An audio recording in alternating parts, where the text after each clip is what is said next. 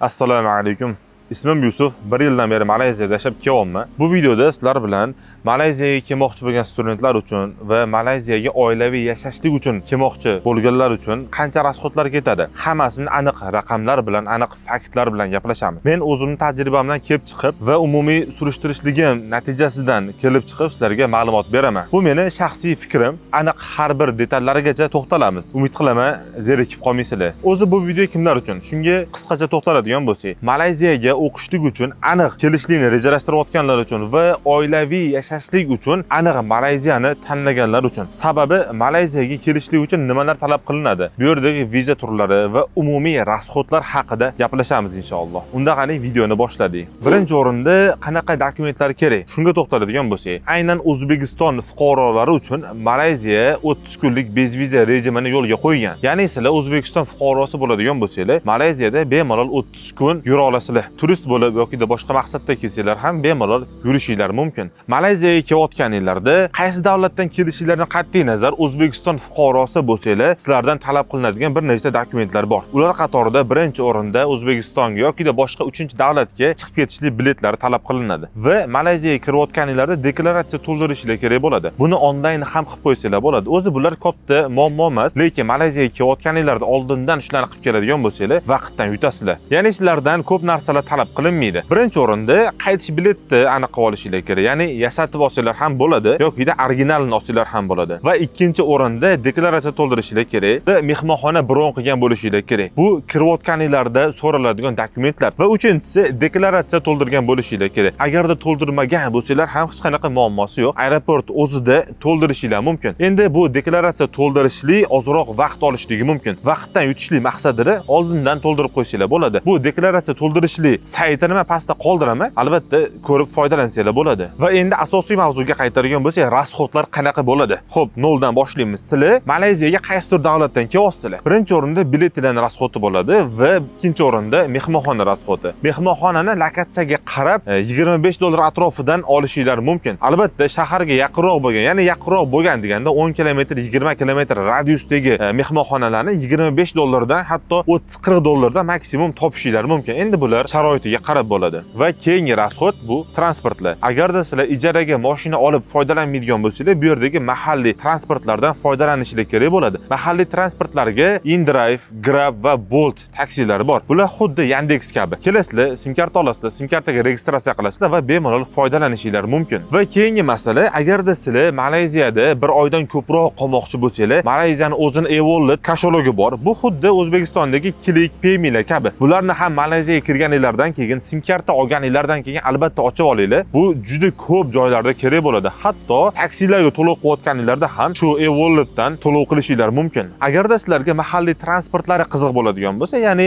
aytaylik avtobuslar yoki metrolar, bulardan ham bemalol foydalanishingiz mumkin. Endi foydalanayotganda naqd puldan to'lov qilasizlar. Agarda sizlarda naqd pul bo'lmaydigan bo'lsa, muammo tug'dirishligi mumkin. Shu orada sizlarga aynan metrolarga, avtobuslarga o'tadigan o'zining kartasi bor. Bu Tachingo karta deyiladi, TNG. Buni hamma metro bekatlaridan olishinglar mumkin. Bularning hammasi sizlarning qulayliginglar uchun. Va keyingi asosiy rasxodga keladigan bo'lsak, bu oziq-ovqat rasxodlari. Agarda sizlar shaharda yashaydigan bo'lsanglar, Jaya Gruzer, ya'ni shunga o'xshash bir nechta marketlar bor. Bulardan bemalol foydalansanglar bo'ladi. Agarda budjet tomonlama arzonrog'ini izlayotgan bo'lsanglar, shaharda men o'zim foydalanib ko'rgan, ya'ni o'zim oziq-ovqat, ko'p narsalar xarid qilgan Lotus degan marketlar bor yoki NSK degan marketlar bor. Mana shu marketlardan foydalanishingizni maslahat beraman. Bular hammasi Malayziyaga turist bo'lib kelmoqchi bo'lganlar uchun. Endi aynan studentlar uchun qancha rasxodlar ketadi va Malayziyada oilaviy uzoqroq muddatga yashashlik uchun kelayotganlarga qancha rasxodlar ketadi? Shularga birma-bir to'xtalamiz. Birinchi o'rinda studentlarga to'xtaladigan bo'lsak, men studentlarni qaysi universitet qanchaga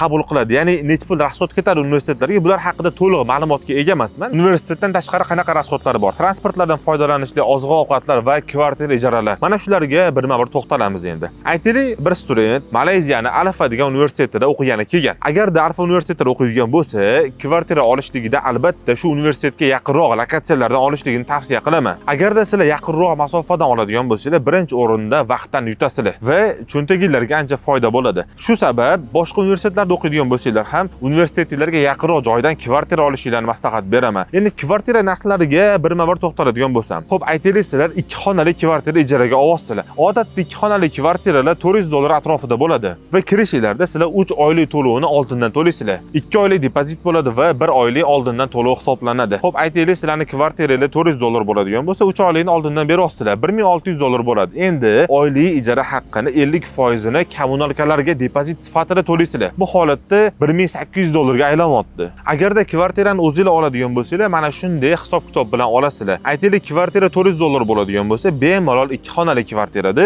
4 kishi turishlik mumkin. Endi bu birinchi kirayotganinglarda ozroq mablag' talab qiladi va oyma-oy to'lovlar sizlarga $100 dan, balki undan ham arzonroqdan tushishligi mumkin. Bu kvartiraga joylashishlik bo'yicha umumiy ma'lumot. Agarda sizlar qimmatroq turadigan bo'lsanglar, aytaylik bitta studiya uy oladigan bo'lsanglar yoki tayyor olingan kvartiralarda $150, $200 dan, ya'ni Malayziya ringgitiga hisoblaydigan bo'lsak, 500-700 ringgitdan to'lab turadigan bo'lsanglar, sizlar depozit bermasliginglar ham mumkin. Sababi bu yerda bir nechta studentlar yoki uzoq muddatga yashashga kelganlar mana shu ishlar bilan shug'ullanishyapti. Ya'ni ular o'zligi kvartira sotib olishadi uzoq muddatga va kelayotgan studentlarga oylik ijaraga berishadi. Tavsiyam, kvartira bo'yicha umuman o'ylanmasanglar bo'ladi. Men ham mana shu biznesni yo'lga qo'yganman. Ya'ni sizlar student bo'ladigan bo'lsanglar, universitetlarga yaqinroq joydan o'zim kvartira sotib olib, ya'ni uzoqroq muddatga sizlarga ijaraga berishligim mumkin. Bu bo'yicha keyingi videolarda batafsil to'xtalamiz inshaalloh.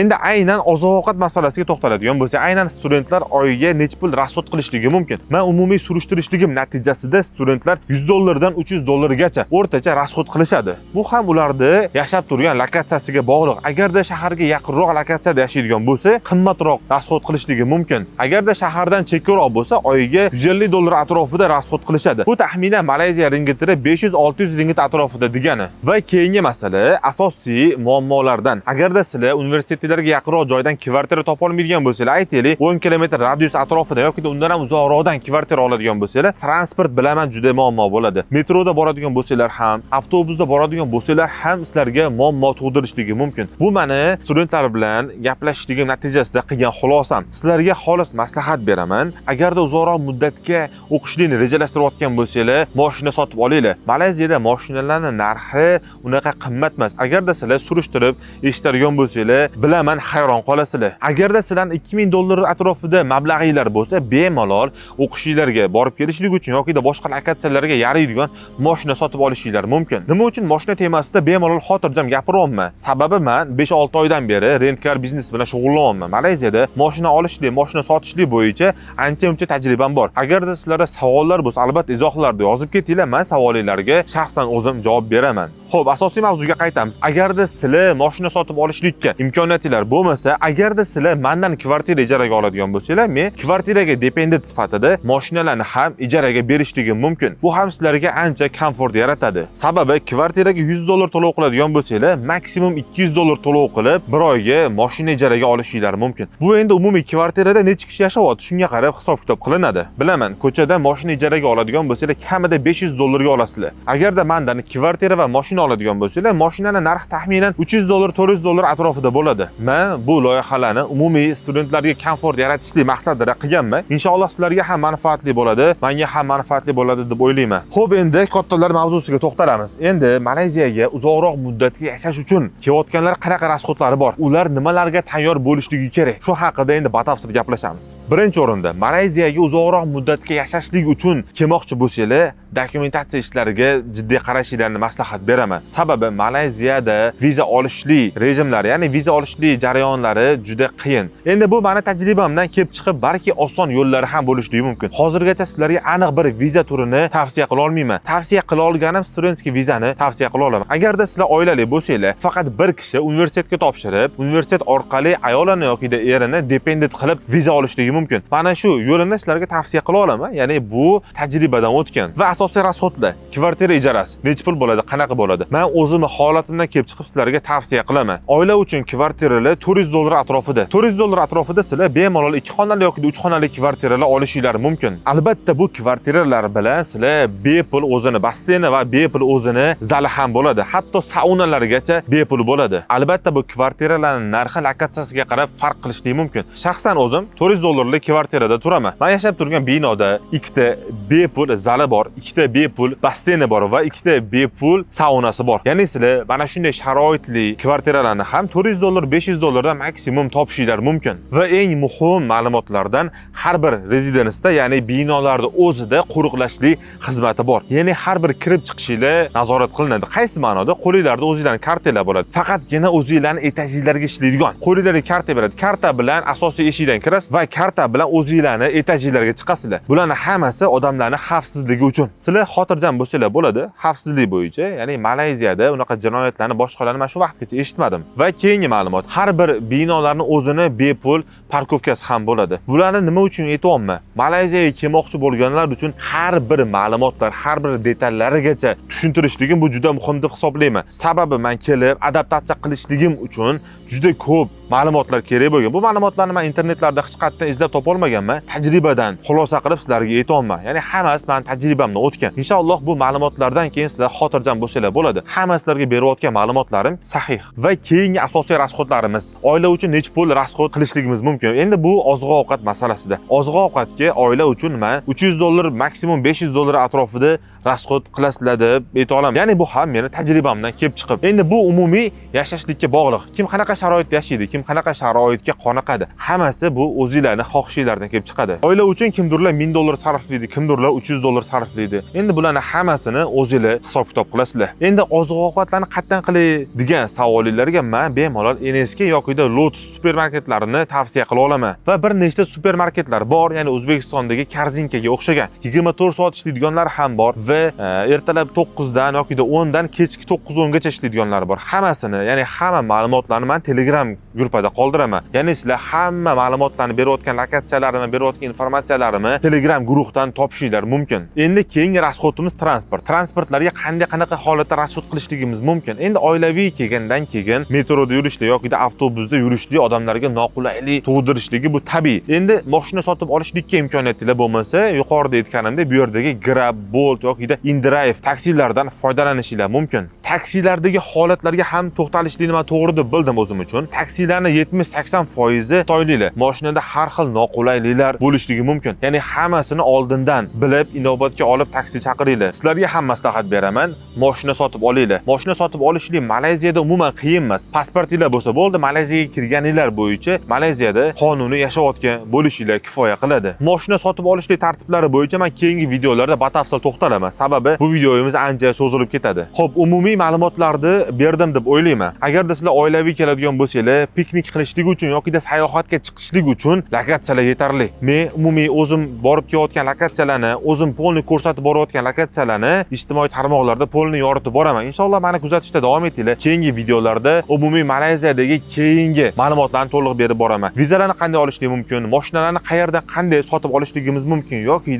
uy sotib oladigan bo'lsak, qayerdan arzonroq va qay holatda dokumentatsiya ishlari qanaqa ketadi, shular haqida batafsil ma'lumot beraman. Xo'p, men umumiy xulosa qilib o'zimni shaxsiy fikrimni aytadigan bo'lsam, ya'ni Malayziya haqida. Xo'p, Malayziyaga kelishlikni hamma odamga tavsiya qilaman. Hozirda menda Malayziyada yashashlik ancha foydaliroq. O'zim ishlarim uchun, bu yerda boshlayotgan bizneslarim uchun va sizlar kelmoqchi bo'lsanglar, Malayziyani tavsiya qila olaman. Dokumentatsiya ishlari unchalik muammo emas. Albatta sizlar universitet orqali viza oladigan bo'lsanglar, Malayziya umumiy uzoq muddatga yashashlik uchun, ya'ni musulmonlar uchun ancha erkinlik bor davlat deb o'ylayman. Va sizlar qanaqadir karyera qurmoqchimisizlar, qanaqadir bizneslar qilmoqchimisizlar, albatta Malayziyaga kelib yashab ko'ringlar, Malayziyada bir bizneslarni boshlab ko'ringlar. Sizlarni qanaqa savolinglar bor Malayziya bo'yicha? Uzoq muddatga yashagani kelmoqchimisizlar yoki student bo'lib kelmoqchimisizlar? Albatta izohlarda yozib ketinglar savolinglarni. Keyingi videolarda inshaalloh qanday qilib mashina sotib olishlik bo'yicha va umuman uy sotib olishlik bo'yicha, ijaraga uy olishlik tartiblari bo'yicha batafsil to'xtalamiz. Albatta bu videoni Malayziyaga kelmoqchi bo'lgan yoki kelishni rejalashtirayotgan o'rtoqlarga yuborib qo'yinglar. Videoga like bosish esa esinglardan chiqmasin.